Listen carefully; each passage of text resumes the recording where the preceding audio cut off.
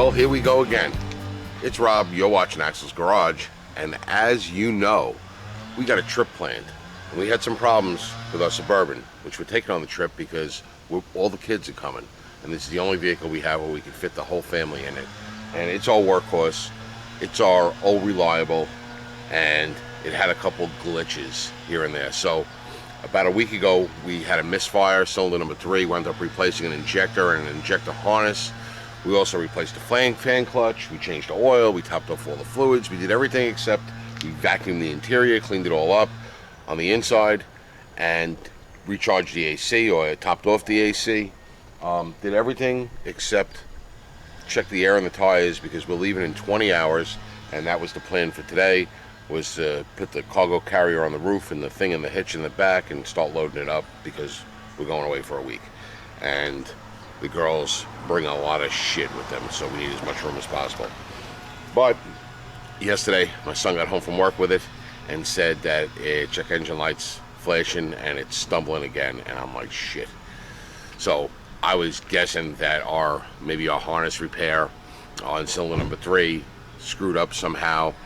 Maybe some moisture got in there because we did get some weather, and he plugged the scan tool in, and it's a cylinder number 8 misfire. And it's not giving us any kind of inject code or anything, it's just giving us a P0308 code, and it's just a cylinder 3 misfire. There's only code in there. So it's cylinder 3, 8, cylinder 8 misfire. So it has nothing to do with our previous repair. It's just by chance something else happened. I think I know, but I'm not going to jump to conclusions because you always get screwed when you jump to conclusions. But I'll show you why I think I have a feeling I know what it might be. So in a previous video, you remember we had leaking heater hose quick connects, and these are the quick connects where the heater hoses connect into the heater core for the front passenger compartment and the heater core that goes to the back. And these were leaking on us, and they had been dripping for a while. Where do they drip? They drip on the number 8 coil is where they drip, and number 8 on a small block Chevy is going to be on your passenger side or your right side, and your last bay it's going to be 2, 4, 6, 8, and it leaks on the number 8 coil.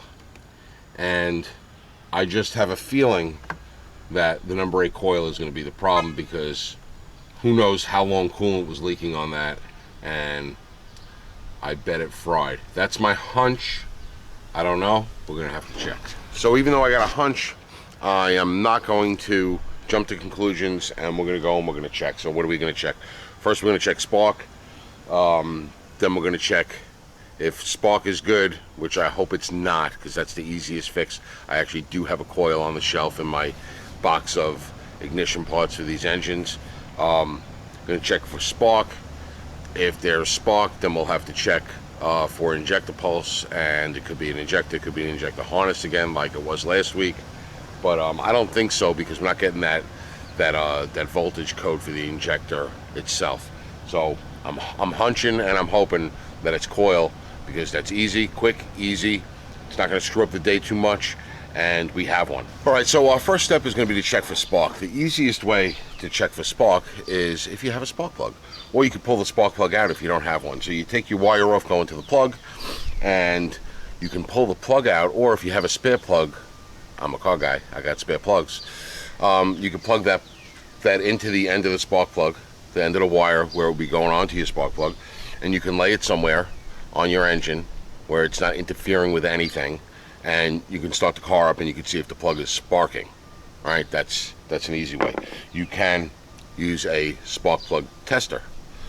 All right, so you would take that wire off, plug this end in. This has got different ways to hook it up, but really all you need to do is plug this end into your spark plug wire and see if the light lights up. It'll flash when you have spark.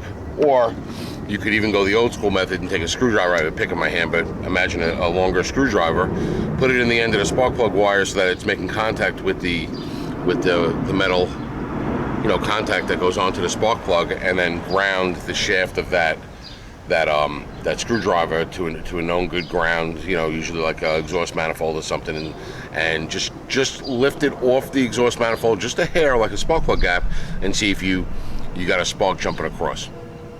Different ways of doing it. What we did was we put it on number 8 and got nothing. So what do? We pull off another one that was easy to get, which was 2-4, which was number 4. Pulled that one off just to verify that our equipment worked. So we put the spark plug in it, and we put the test light in it, and we got spark. We got the test light to light. The engine barely ran because now it's down 2 cylinders, but you know that your stuff works, so you know your coil, or you're not getting spark. I shouldn't say you know the coil's bad, you're not getting spark. So let me show you what that looks like if you don't know.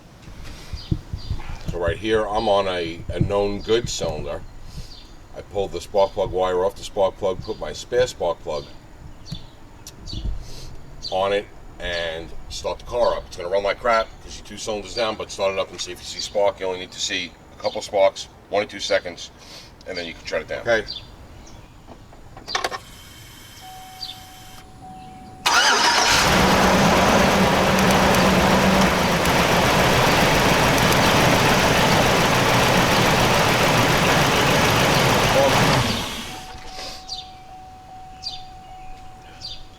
Right, I don't know how good that came across on the camera. It was shaking because the engine's shaking like crazy, because it's you know, it's down 2 cylinders, but the spark plug sparked. If you don't want to use the spark plug method, you could use the spark tester method if you have one of them. And I'll bring you in close on that. And now we'll start the car.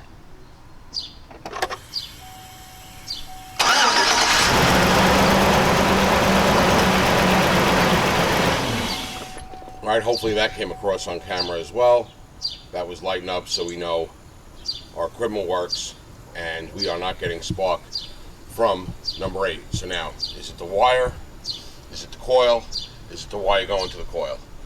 If I was a real technician or a real mechanic, I would probably have a way to test all that stuff. I guess we can swap wires and we can swap coils if we really wanted to. I'm going to assume the wire is good. I pulled the whole wire off both ends.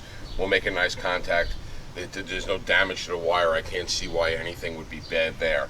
So what I'm going to do is I'm going to swap number 8 with number 4, and the reason why I'm skipping number 6 is because it's easier to get at number 4 than it is number 6. Number 8's kind of a pain in the ass. 2 10mm bolts and a little wire connection. Swap them over. If the Misfire follows and now goes to number 4, then guess what? We know we got a bad coil. I do have a coil on the shelf, but it happens to be the wrong one. So I did say earlier that I had a coil, and I did have a coil, and I do have a coil, but there's 2 different styles of ignition systems in these. One is Mitsubishi and one is Delphi. You could tell the difference from the shape of the coil. Square coils with a bolt that holds them in on the top and the bottom is Mitsubishi, and round coils with a bolt that holds them in on the sides, like this one, the brand new one I have, is Delphi. I have this one because this was one that we had bought for my wife's 03 Yukon XL, and it had the round coils. We never wound up using it because we didn't have a coil problem, and I said, you know what, it's good to have one of these, knowing that we have 2 or 3 vehicles that take these coils. Of course, this truck is the Mitsubishi style, so we don't have a coil. So before we go run out and buy a new coil and condemn this coil, I mean, you could. The gamble's pretty good, but I am going to switch number 8 and number 4. If that code follows to number 4, then we know it's our coil. It's not a connector. It's not a bad ignition wire. It's not anything like that. It followed. It's the coil. Replace the coil, and we'll be on our way at 4 a.m. We're down like 23 hours. No, in about 19 hours we're going to be leaving, and we're supposed to get a storm this afternoon, so I want to get this done so we can start getting the truck packed up before it downpours. Let me swap the coils and see what happens. Alright, so we confirmed that the coil was bad because the Misfire moved over to number 4 as we move the coil to number 4. So now we can take that coil out. The big dummy went to auto zone. Got a Mitsubishi style coil, and I dropped my socket. Can't win today. And we're gonna pop this coil out, put the new one in, and hopefully our misfire is gone.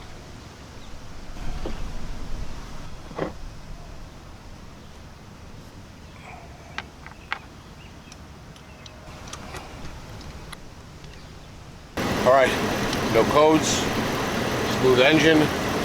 Hopefully we dodged a bullet on this one, easy repair. We can get packed up to go away. I'll link in the description below the round style coils and the square style coils. Round is Delphi, square is Mitsubishi. Easy way to figure it out and get it fixed and going down the road. Hope you enjoyed the quick video. As always, thanks for watching.